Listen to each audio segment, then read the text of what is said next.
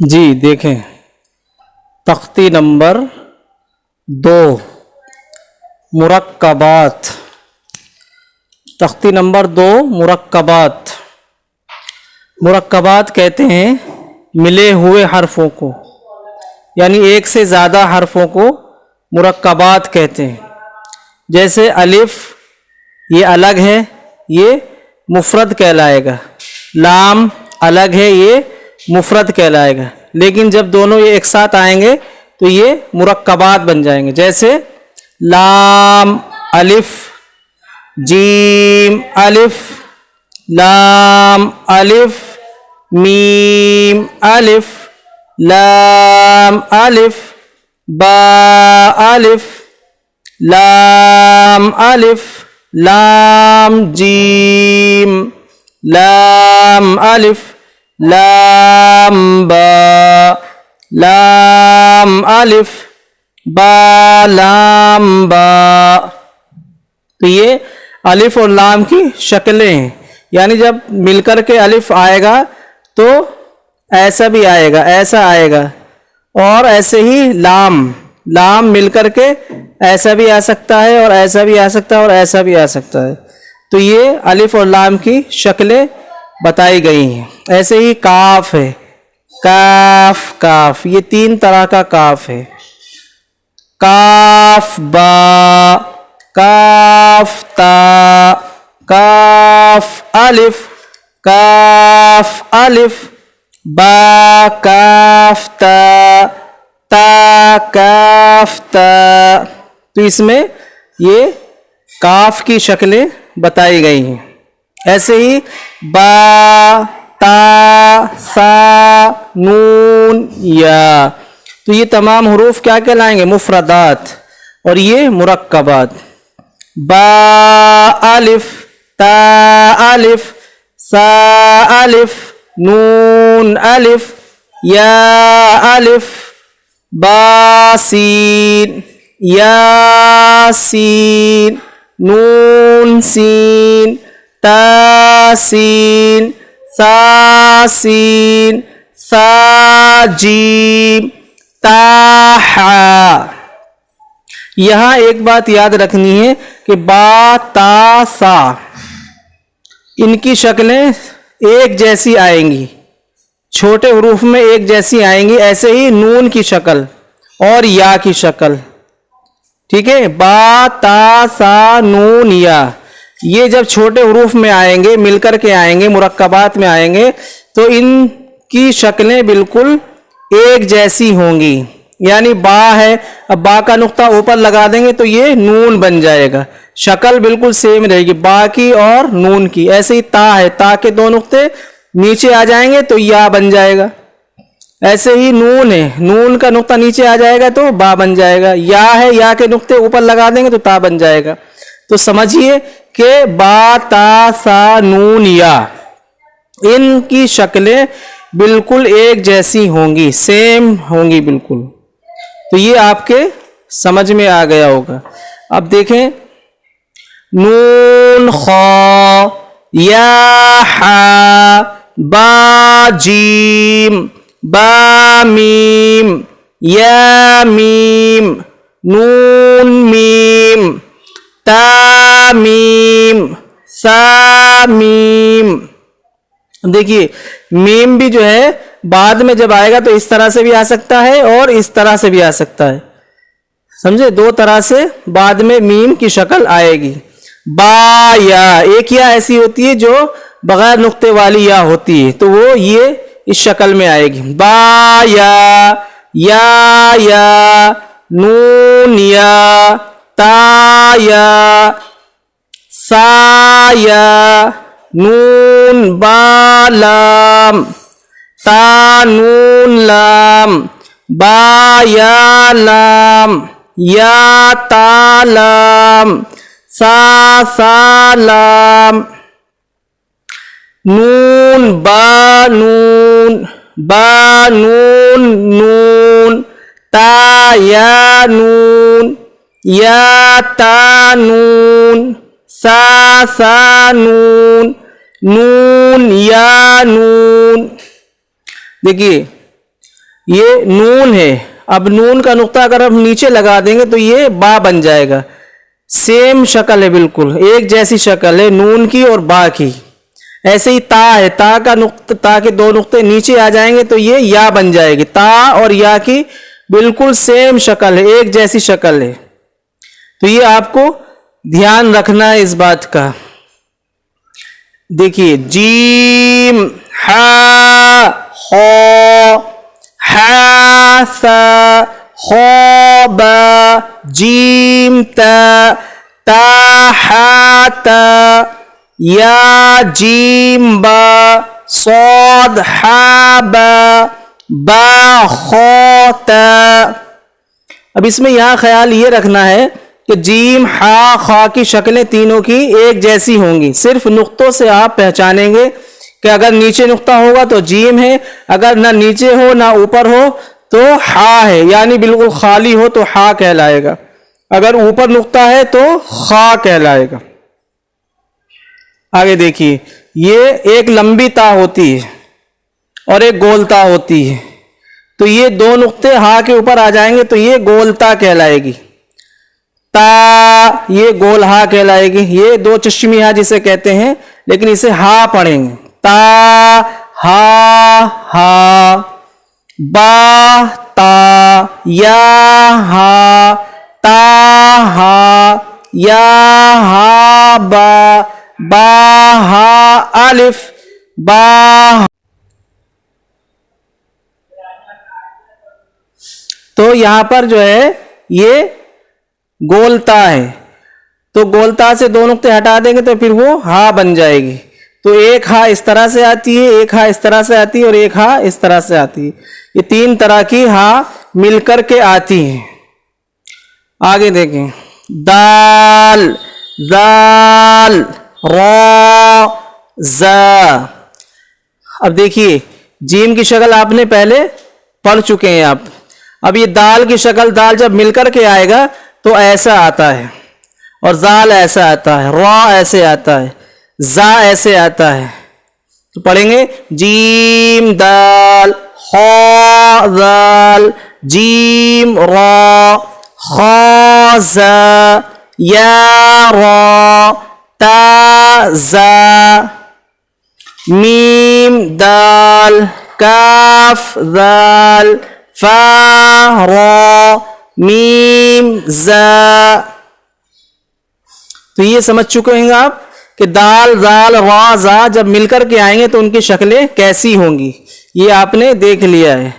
ایسے ہی سین شین صاد ضاد طا ظا, ان کی شکلیں دیکھیے. سین جب مل کر کے آئے گا تو اس طرح سے آئے گا, تین شوشے آئیں گے. اگر تین شوشے بنے ہوئے ہیں, ان کے اوپر نقطے نہیں ہیں تین, تو وہ سین ہوگا. اور اگر تین شوشے بنے ہوئے ہیں, تین نقطے ہیں, تو وہ شین ہوگا.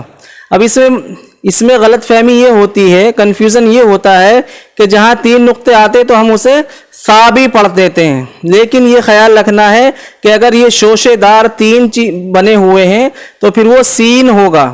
اگر اس کے اوپر تین نقطے ہوں گے تو شین ہوگا, سا نہیں ہوگا. سا کے لیے سیدھا سیدھا لکھا ہوا آتا ہے, اس میں کوئی شوشے نہیں ہوتے اور تین نقطے اس کے اوپر ہوتے ہیں. تو پڑھیں گے سین لام شین لام صاد با طا با ضاد الف.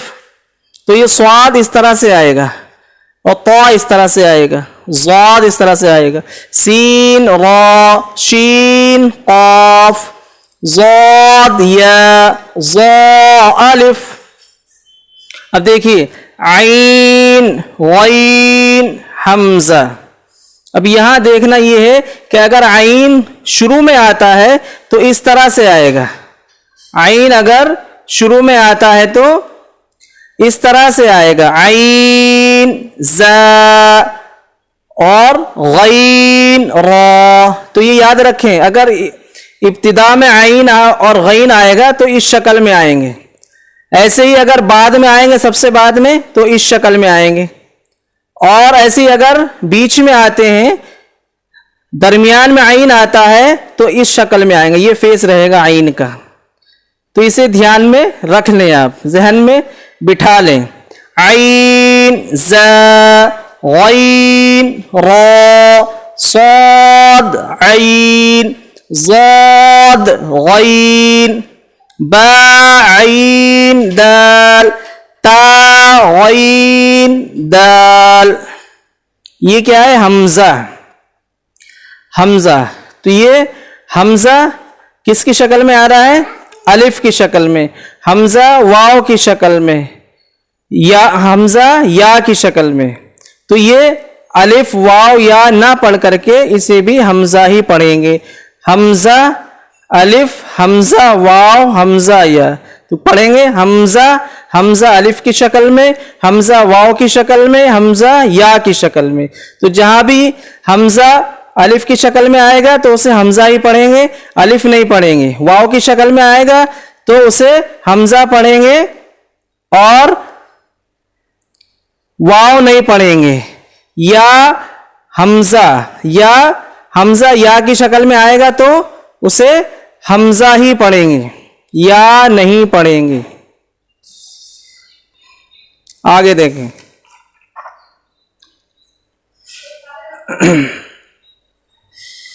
دیکھیے فا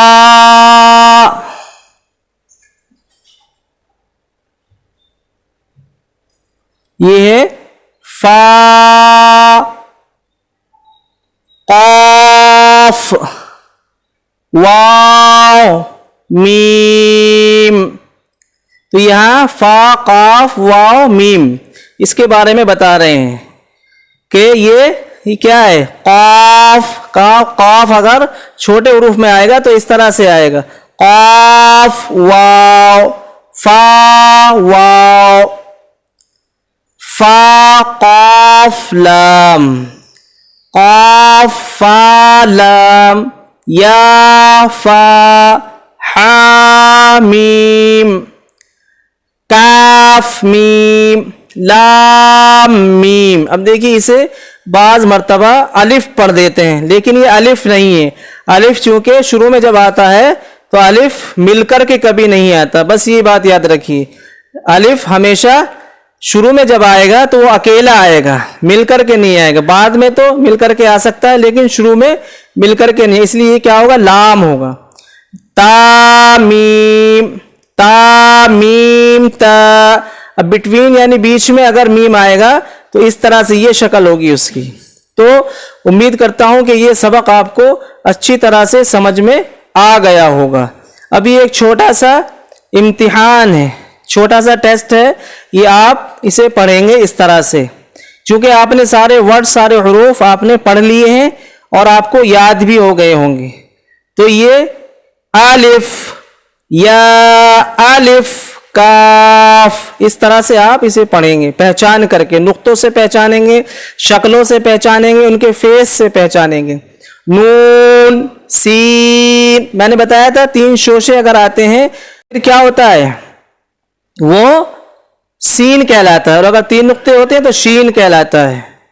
تو یہاں عین یا نون واو میم الف یا دال را یا کاف لام عین لام ہا یا زا کاف یا. یہ وہی یا ہے جو بغیر نقطے کی یا ہوتی ہے. الف واو یا ذال کاف را فا تا نون فا عین ہا. الف ہاں دیکھیے الف لام ذال کاف را یا فا سین یا کاف فا یا کاف ہا میم. الف لام لام ہا قاف با لام تا ہا میم میم سین تا قاف یا میم با ہا. اس میں بعض مرتبہ کنفیوژن یہ ہو جاتا ہے کہ یہ جیم کا نقطہ ہے یا با کا نقطہ ہے. تو یہ با کا نقطہ ہے اور یہ جو ہے یہ ہا ہے. یہ والا کیا کہلائے گا؟ یہ اتنا با کہلائے گا. با ہا جیم الف را تا میم نون سین جیم یا لام فا جیم عین لام ہا میم کاف عین صاد فا میم الف حمزہ کاف واو لام لام تا نون با حمزہ نون. تو یہ آپ نے جو پیچھے مفردات اور مرکبات پڑھے ہیں ان سب کا یہ ایک چھوٹا سا امتحان ہے، ایگزام ہے. اس سے یہ معلوم ہو جاتا ہے کہ آپ نے جو پیچھے پڑھا ہے اس سے آپ کتنا سمجھے ہیں. تو اگر یہ آپ کلیئر کر لیتے ہیں، آپ یہ صحیح سے سمجھ لیتے ہیں اور حروف کی نشاندہی نقطوں کی پہچان آپ کو ہو جاتی ہے تو پھر یہ آپ اس امتحان میں کامیاب ہو جاتے ہیں. اور جب آپ اس امتحان میں کامیاب ہو جائیں گے، انہیں اچھی طرح سے پڑھنے لگیں گے تو پھر آپ کو آگے کا سبق دیا جائے گا. تو یہاں تک جو ہے آپ کو پہلا کام کیا کرنا ہے؟ حروف کی پہچان کرنی ہے. اور حروف کی پہچان کس طرح سے کرنی ہے؟ نقطوں سے کرنی ہے، ان کی شکلوں سے کرنی ہے. دوسری بات یہ ہے کہ جو حروف ہیں انہیں اچھی طرح سے نکالنا ہے. جو جگہ حروف نکلنے کی ہے اسی جگہ سے اس حروف کو نکالنا ہے. ادائیگی کے ساتھ پڑھنا ہے، آواز کے ساتھ پڑھنا ہے، بلندی کے ساتھ پڑھنا ہے. جتنا تیز آواز سے آپ پڑھیں گے تو آپ کو یہ حروف اچھی طرح سے ادا ہوتے رہیں گے. السلام علیکم ورحمۃ اللہ وبرکاتہ.